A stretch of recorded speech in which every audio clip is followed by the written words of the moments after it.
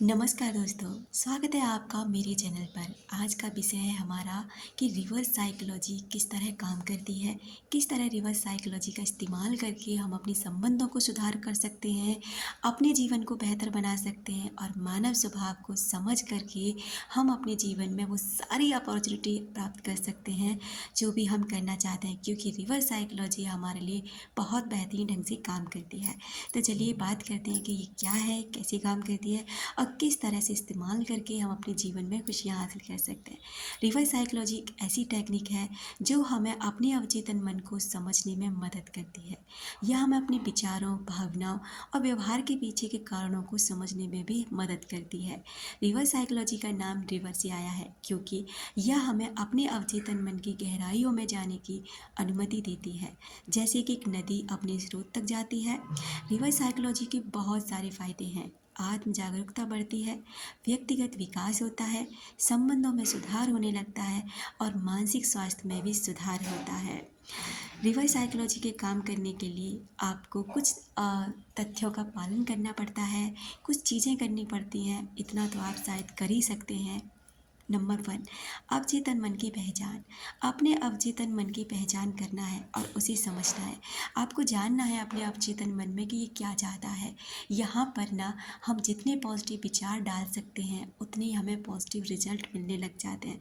इसलिए अपने अवचेतन मन को पहचानो कि वो कितना ज़्यादा जादू से भरा हुआ है, कितना ज़्यादा पावरफुल है। इसका दूसरा फॉर्मूला है अवचेतन मन के अन्वेषण। अपने अवचेतन मन के अन्वेषण करना और उसमें छिपी हुई भावनाओं और विचारों को समझना, यानी कि आपके अवचेतन मन में किस तरह की भावनाएं छिपी हुई हैं, किस तरह के विचार जो आपको कंटिन्यू परेशान कर रहे हैं, उनको समझिए। नंबर 3 पर आत्मा आता है आत्म जागरूकता।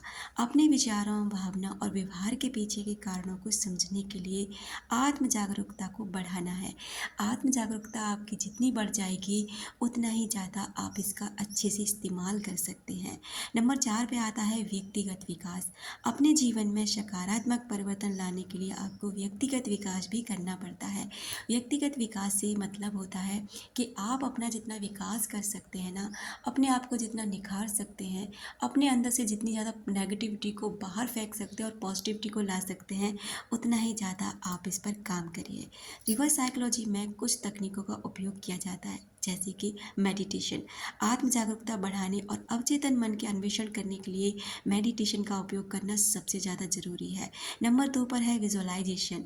अपने विचारों और भावनाओं को विजुअलाइज करने के लिए विजुअलाइजेशन का उपयोग करना है। विजुअलाइजेशन का मतलब है कि आप क्या अपने जीवन में पाना चाहते हैं, किस तरह का जीवन साथी चाहते हैं, किस तरह का घर बनाना चाहते हैं, किस तरह की जॉब पाना चाहते हैं।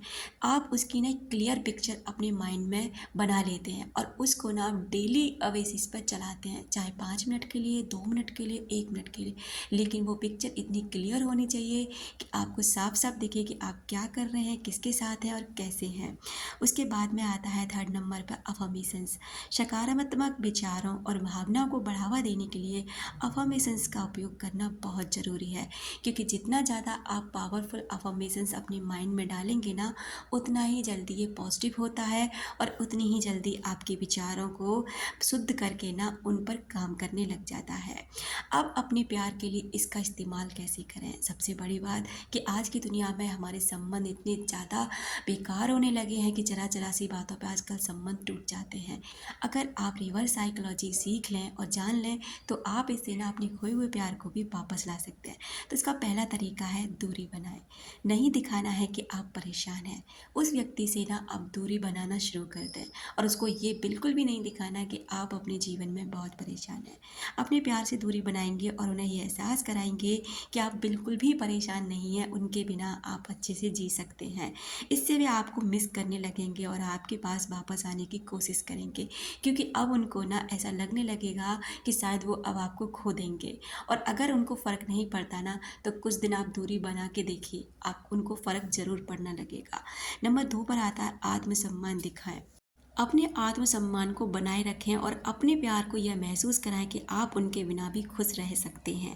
इससे वे आपका सम्मान करने लगेंगे और आपके पास वापस आने की कोशिश करेंगे, क्योंकि अब जब आप किसी इंसान को ज़रूरतमंद होना दिखाते हैं ना कि आपको उनकी सच में ज़रूरत है, तो उनके उतने भाव और नखरे भरने लग जाते हैं और इस पर ना आप एक भिखारी के रूप में और वो एक राजा के रूप में काम करने लग जाते हैं। इसलिए भले ही आप अपने जीवन में अपने घर में ना अपने भगवान के सामने आप कितना भी परेशान हो लो, लेकिन उस व्यक्ति को ये बिल्कुल भी नहीं दिखाना कि आप उसके लिए रो रहे हैं, परेशान हो रहे हैं, वरना रिवर्स साइकोलॉजी आपके लिए काम नहीं करेगी। तीसरा तरीका है नया जीवन शुरू करें। नहीं दिखाना कि आप पीछे हैं। अपने जीवन में नया बदलाव लाएं और अपने प्यार को ये महसूस कराएं कि आप आगे बढ़ रहे हैं। यानी कि अब अपने जीवन में आपने वो स्वीकार कर लिया है कि ठीक है, अगर आपको मेरा साथ पसंद नहीं है तो आप आगे बढ़ सकते हैं और मैं भी अपने जीवन में आगे बढ़ रही हूँ। इससे क्या होता है ना कि सामने वाले व्यक्ति को ना आपका ये जो रवैया होता है ना, उसका प्रभाव उस पर पड़ने लग जाता है। उसे आपकी वैल्यू समझ आने लग जाती है। वो समझता है कि हाँ, आप भी कुछ हैं, आप ऐसे वैसे इंसान नहीं हैं कि यहीं पड़े रहेंगे, उसकी याद में तड़पते रहेंगे। इससे वे आपको मिस करने लगते हैं और आपके पास वापस आने की भी कोशिश करते हैं। अगला तरीका, आपको दूसरों के साथ समय बिताएं। नहीं दिखाना कि आप अकेले हैं। आपको ये महसूस कराना है उस व्यक्ति को कि आपके साथ ना और भी इंसान हैं जो आपसे बेहद प्यार करते हैं। आपके पास बहुत विकल्प हैं। उसको ये बिल्कुल भी नहीं दिखाना होता है कि आप यहाँ अकेले हैं। दूसरों के साथ समय बिताएं और अपने प्यार को यह महसूस कराएं कि आप बिल्कुल भी अकेले नहीं हैं। इससे वे आपको मिस करने लगते हैं और आपके पास वापस आने की भी कोशिश। तरीका नंबर 5 ये कहता है कि उनकी यादें ताज़ा करें। यानी कि उनकी पसंदीदा चीज़ें या यादें आपके आसपास रखें ताकि वे करें। उन्हें ये महसूस कराएं कि आप अभी भी उनके बारे में सोचते हैं। ये चीज़ें आप अपने वाइब्रेशन के द्वारा कर सकते हैं, अपने थॉट्स के द्वारा कर सकते हैं कि आप उसने मतलब वाइब्रेशन सेंड कर रहे हैं, आप उनके लिए पॉजिटिव सोच रहे हैं या उन मेमोरीज़ को याद कर रहे हैं जो आपकी बहुत ज़्यादा ब्यूटीफुल रही हैं। तरीका नंबर 6 कहता है कि उनके दोस्तों से संपर्क में रहें। उनके दोस्तों से संपर्क में रहें और उन्हें यह महसूस कराएं कि आप अभी भी उनके जीवन में हैं। परोक्ष रूप से उन्हें यह महसूस कराएं कि आप उनके बारे में अभी भी परवाह करते हैं। यानी कि उस इंसान को आप अगर उनके दोस्तों से या किसी से भी बातें होती तो केवल ये वाली बातें होनी चाहिए कि हाँ, आज भी आपको उनकी परवाह है, आज भी आप उनके बारे में अच्छा ही सोचते हैं। तरीका नंबर 7 कहता है कि अपने बदलाव दिखाएं। सकारात्मक रूप से खुद में बदलाव लेकर आएँ। अपने जीवन में जितना ज़्यादा सकारात्मक बदलाव ला सकते हैं लाएं। उन्हें ये दिखाएं कि आप बेहतर हो रहे हैं पहले से, यानी कि आपके अंदर पहले से बहुत ज़्यादा बदलाव आए और आपने अपने आप को और भी ज़्यादा निखार लिया। इससे भी आपकी प्रगति को देखकर प्रभावित हो जाएंगे और आपके पास वापस आने की भी कोशिश कर सकते हैं। तरीका नंबर 8 कहता है कि उन्हें माफ़ कर दें। दिल से माफ़ कर दें।